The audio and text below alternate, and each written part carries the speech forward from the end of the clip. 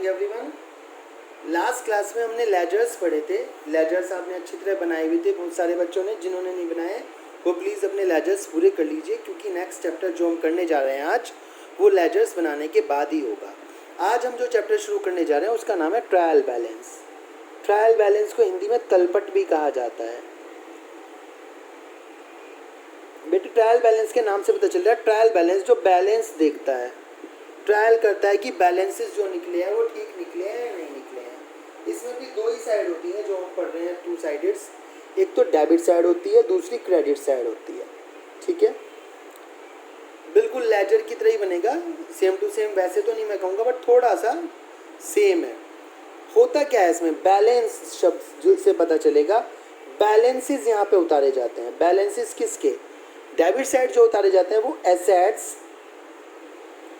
और एक्सपेंसेस जो अकाउंट्स होते हैं आपके, उनके बैलेंस उतारे जाते हैं। आपकी एसेट का जो भी बैलेंस हुआ, जैसे कैश अकाउंट है उसका जो भी बैलेंस आया वो यहाँ पे आएगा।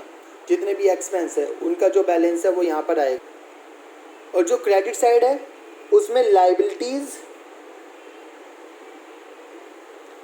और आपकी इनकम के जो अकाउंट है उनके बैलेंसेस उतारे जाएंगे। ठीक है, और लास्ट में टोटल किया जाएगा कि दोनों साइड का टोटल इक्वल आ रहा है या नहीं इक्वल आ रहा है। क्योंकि आप double entry book keeping system कर रहे हो तो हर ट्रांजैक्शन के दो इफेक्ट पड़ते हैं, one debit and second credit. Journal entry भी आप इसी तरह करते हो। तो मेनली जब आप सारे अकाउंट्स के बैलेंस निकालोगे, सारे लेजर्स के बैलेंस निकाल लोगे और उन्हें यहाँ पोस्ट कर दोगे एसेट्स, लायबिलिटीज, एक्सपेंसेस, इनकम को, तो दोनों साइड का टोटल इक्वल आ जाएगा। ऑन द फेस देखने से पता चलेगा, ऊपर से देखने से पता चलेगा कि हमने जो भी अकाउंटिंग करी है वो ठीक करी है। ऑन द फेस मैं क्यों कह रहा हूँ? ऑन द फेस वर्ड कहता है कि भाई दिख तो रही ठीक ही है, हो सकता है अंदर गलतियाँ हो, मे भी सब कुछ आपने अच्छी तरह करा है, मे भी गलतियाँ हो सकती हैं, बट यदि टोटल ठीक दिख रहा है तो वो मे भी गलतियाँ तो पता नहीं चलेंगी, बट हाँ आपने जितनी अकाउंटिंग करी है उससे एक आश्वासन मिल जाएगा, ये सेटिस्फेक्शन हो जाएगा कि आपने अकाउंटिंग ठीक करी है, उसमें कहीं कोई गलती नहीं हुई है। ये ट्रायल बैलेंस बनेगा। यही इस ट्रायल बैलेंस से आगे चलकर हम अपने फाइनल अकाउंट्स तैयार करते हैं। तो ये ट्रायल बैलेंस बनाना जरूरी होता है।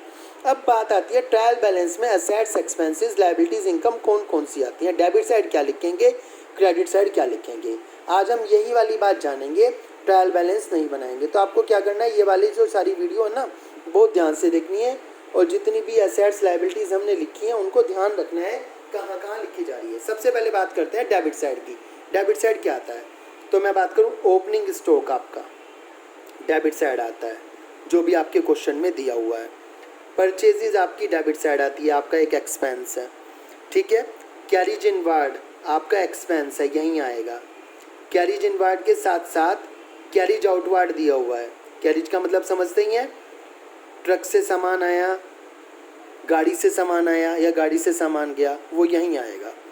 ठीक है, इसके अलावा कोई कैरिज इनवार्ड, कैरिज आउटवार्ड के अलावा डेटर्स हैं, डेटर्स आपकी असेट हैं, वो यहीं आएंगी। ठीक है, बैड डेब्ट्स हैं, बैड डेब्ट्स आपके एक्सपेंस हैं, एक तरह के लॉस है आपका एक तरह का, वो यहीं आएगा। मैं लॉस भी जोड़ देता हूँ, यहाँ पे गेन भी जोड़ देता हूँ। ठीक है, बैड डेब्ट्स यहीं आएगा। आपने कोई स्टेशनरी खरीदी है बिजनेस के लिए तो वो स्टेशनरी यहीं आएगी। आपने कोई इंश्योरेंस एक्सपेंस करे हैं बिजनेस के लिए, वो यहीं आएगा, क्योंकि खर्चे हैं, पता चल रहा है आपको।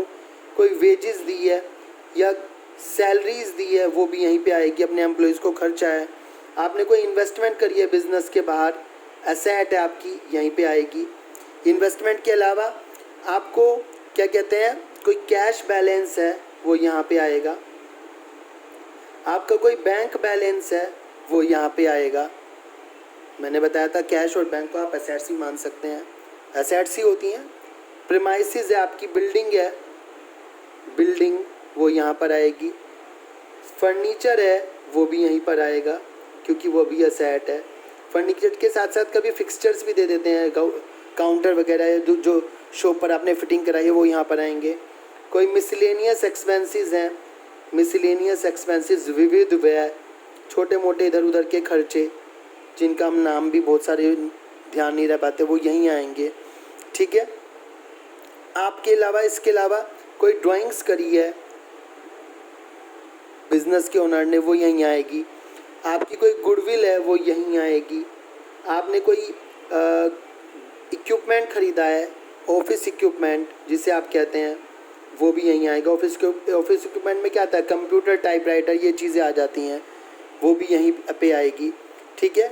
इसके अलावा IGST है, IGST में इनपुट IGST यहीं पे आएगी। ठीक है।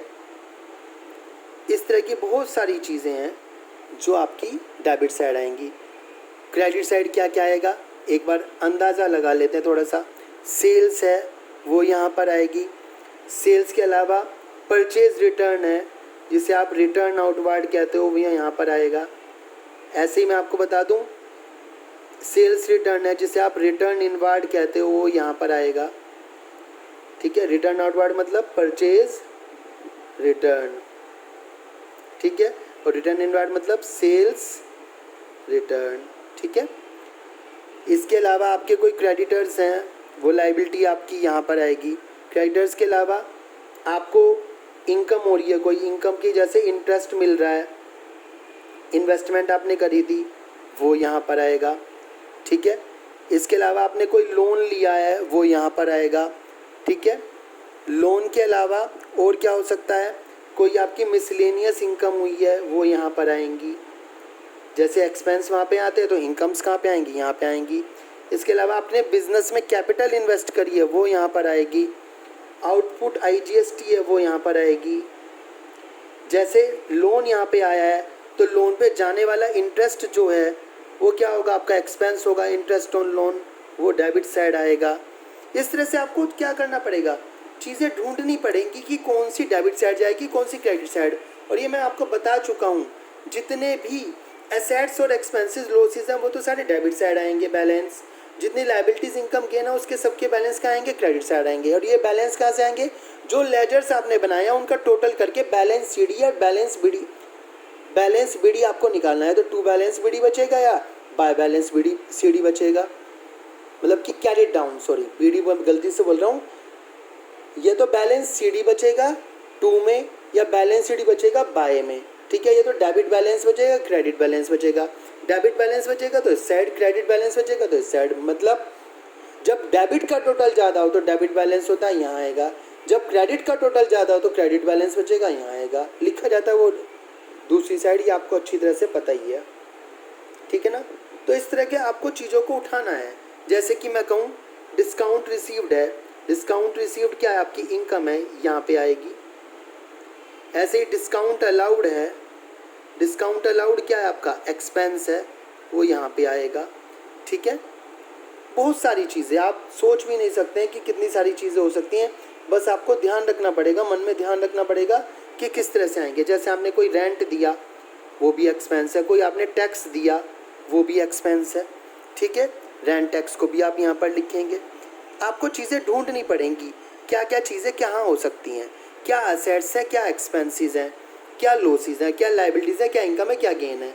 और जब आप इन सब चीज़ों को लिख देंगे, समझ लेंगे, तो एट लास्ट आप क्या कर सकते हैं, टोटल कर सकते हैं दोनों साइड का। और टोटल करने के बाद यदि दोनों साइड का टोटल इक्वल आ रहा है तो उससे ही आपको पता चलेगा कि आपको बैलेंस ठीक आया है या नहीं आया। आपने जो लेजर्स बनाया, आपने जो जर्नल एंट्रीज करी है, वो सब कुछ ठीक हो गया या नहीं हो गया। यदि नहीं हो रहा तो पीछे कहीं गलती है या यहाँ पर कहीं गलती है, उस गलती को हमें, उस मिस्टेक को क्या करना पड़ेगा, उस एरर को एरर फ्री करके ही अपने अकाउंट्स बना सकते हैं।